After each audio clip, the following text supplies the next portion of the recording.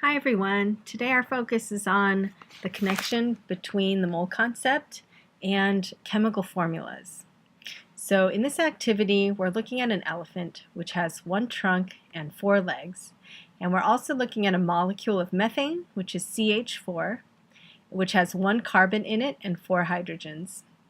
So let's go through some of these questions and maybe think about how to scale these up. So for example, an elephant has four legs and a trunk. So far, so good. And dozen elephants would have how many dozen legs? Well, for every one elephant has four legs, so 1 dozen elephants would have 4 dozen legs and 1 dozen trunks. And so far you guys should be able to see this pattern here. 4 and 1, 4-to-1 ratio, and still 4-to-1 ratio. The ratio is the same even though we're talking about one elephant here and a dozen elephants here. So 1 dozen elephants is 12 elephants. So if we wanted to know how many 4 dozen is, it's 48. And 12 trunks is 1 dozen trunks. So the relationship has to do with ratios. They're similar in terms of their ratios, but they're different in terms of the actual number of items that we're talking about. Now in chemistry, we can do the same type of thing. A molecule of methane, so one of these molecules has one carbon atom and 4 hydrogen atoms.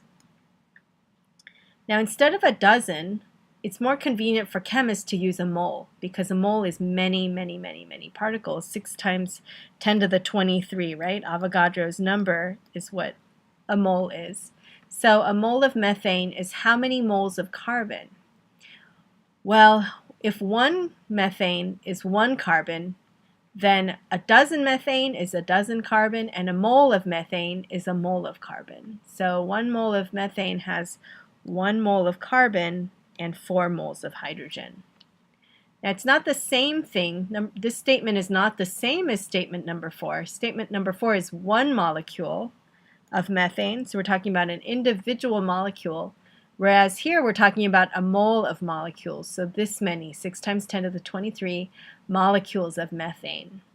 And that's very similar to talking about one elephant or talking about a dozen elephants. The ratio of legs to trunks is the same no matter how many of these elephants you're talking about. So a mole of methane is how many methane molecules? It's 6 times 10 to the 23, Avogadro's number of methane molecules.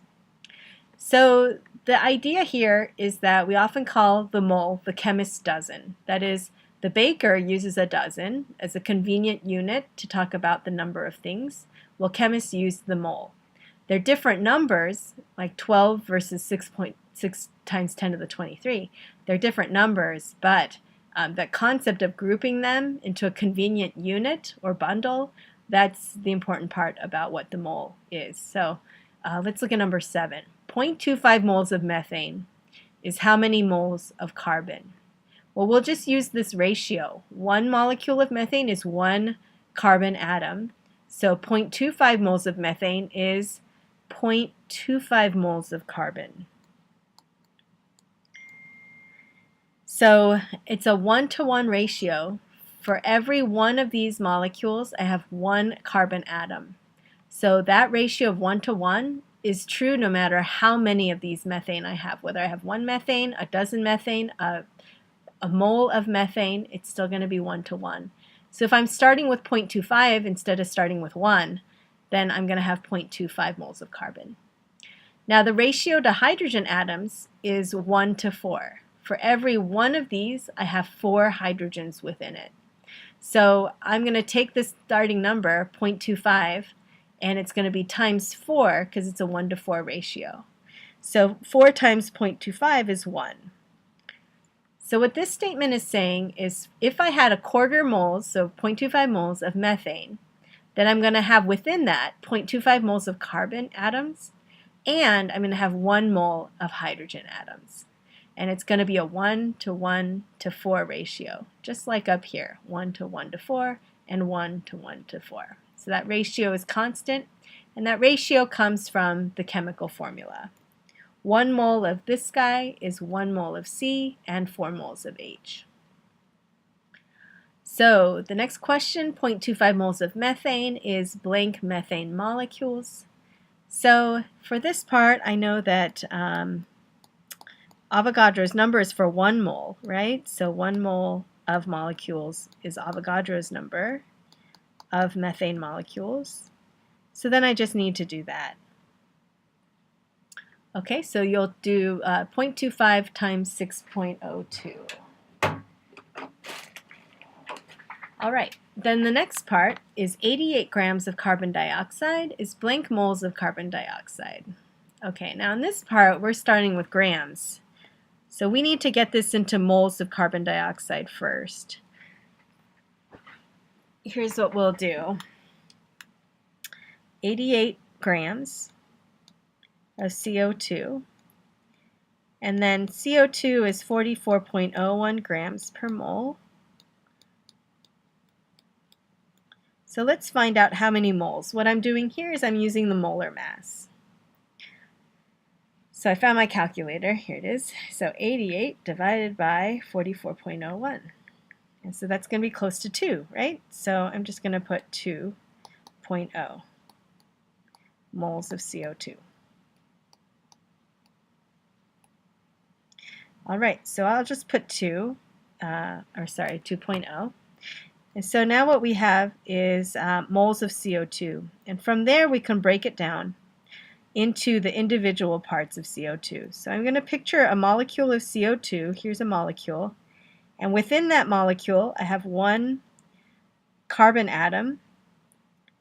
So if I had 1 mole of CO2, I'm going to have 1 mole of C and 2 moles of O because of this 2 right there. So I don't have 1 mole though. In this problem I have 2 moles of CO2. So 2 moles of CO2 means I'm going to have 2 moles of C. And I'm going to have 4 moles of O. How do I get 4? I get 4.0 from doing a 1 to 2 ratio. So this is my 1 to 2 ratio, 2 to 4 or 1 to 2. All right, here's how I can set it up. I can say 2 moles of CO2, and I know that for 1 mole of CO2, I have 2 moles of O. And I know that because I can look at CO2 and see that there's 2 O's in there. So I can just do that ratio just from the chemical formula. So that's going to equal, this crosses out, and I get 4 moles of O. So that's where I get this. Now, one follow-up question is, what if I had moles of oxygen molecules? So you remember Brinkelhoff, oxygen is one of those 7 diatomic elements. So if I wanted to know how many moles of oxygen molecules I have, then a molecule of oxygen is O2. I can set up another mole ratio and say 4 moles of O, where 2 moles of O is in 1 mole of O2. And of course I'm going to have half as many O2 molecules as atoms that I use. It's a 2 to 1 ratio because it takes 2 of these O's to make 1 O2. Okay, so I'm going to say that I need 4 divided by 2. So that's going to be 2 moles of O2 molecules, because now I'm grouping them into larger pieces. So let's summarize this a little bit. There's a little note here. Connecting chemical formulas to the mole concept. I have an H2O molecule. It's got 2 H atoms and 1 O atom. Now I have 2 molecules which have 4 H atoms and 2 O molecules, or two oxygen atoms. And notice it's still a 2 to 1 ratio. 4 to 2 is the same as 2 to 1.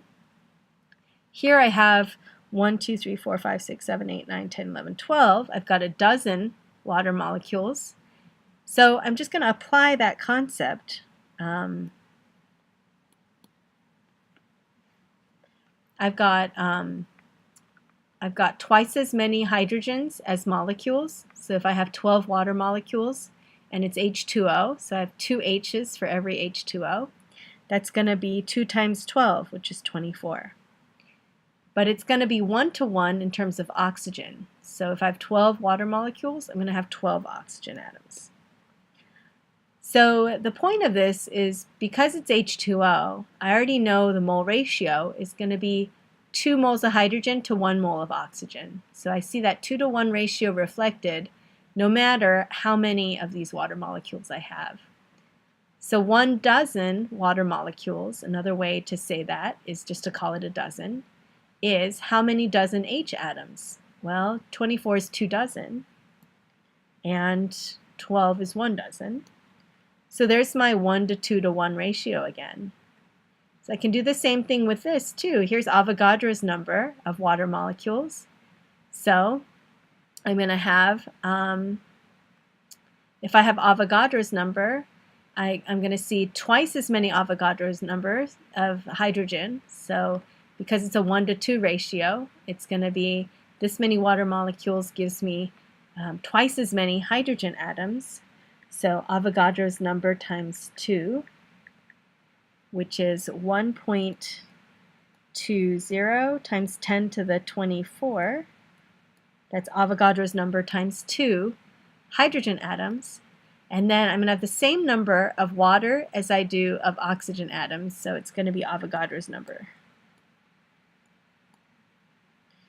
All right, and there's my 1-to-2-to-1 ratio again, but in terms of the actual number of atoms, yeah, just like above.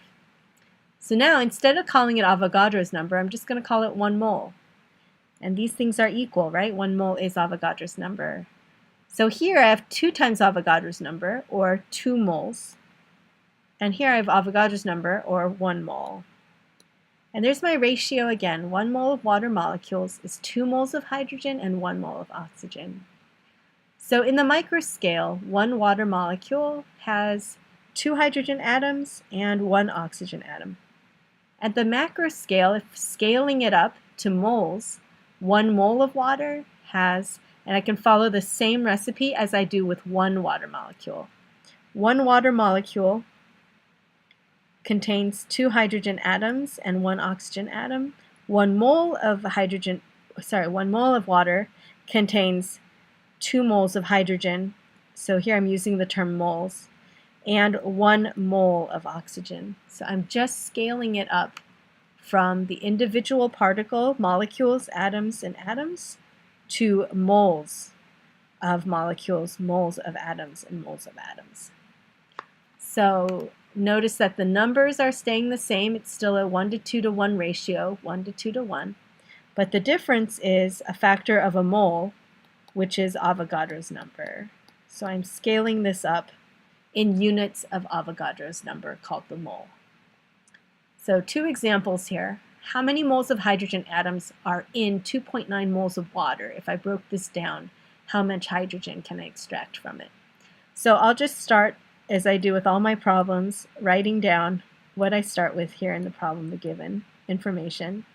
And then I'm going to set up a conversion where I use the chemical formula to figure out if I have moles of H2O, how many moles of just H do I have? So if you have a hard time with this, I recommend drawing a picture. Here's my H2O, and within one of these, one H2O, I have 2 H's, right? These guys right here, H and H. So instead of saying 1, I can scale it up to moles. I can say 1 mole of H2O is 2 moles of H. So I'm going to put that in here, 2 moles of H, 1 mole of H2O. So now I can just multiply this by 2. So I'm going to get 5.8 moles of H. Okay, now let's take a look at this one. If I have 5.3 moles of CH4, how many H atoms are in that? So instead of asking for moles of H atoms, now I'm asking for how many H atoms. So I'm going to expect the answer is going to be pretty large, like times 10 to the power of something. So something huge, like 20 or something like that. So 5.3 moles of CH4. I'm going to convert this to moles of H first. So I have moles of CH4, and I can go to moles of H within that. So within 1 mole of this molecule, I have 4 H's. So I'm going to now take moles of H and convert it to H atoms, number of H atoms. And in a previous lesson, we talked about how to go from moles to number of particles. Right here, moles to number of particles, we use Avogadro's number. So let's do that. We're going to use Avogadro's number to say for every mole of H atoms, I have Avogadro's number of H atoms. Okay, so 5.3 times 4 times Avogadro's number is going to be the answer. So let me just type it in real quick. Okay, so I get 1.2 or 1.3 rounded to 2 sig figs times 10 to the 25th power. And this is H atoms.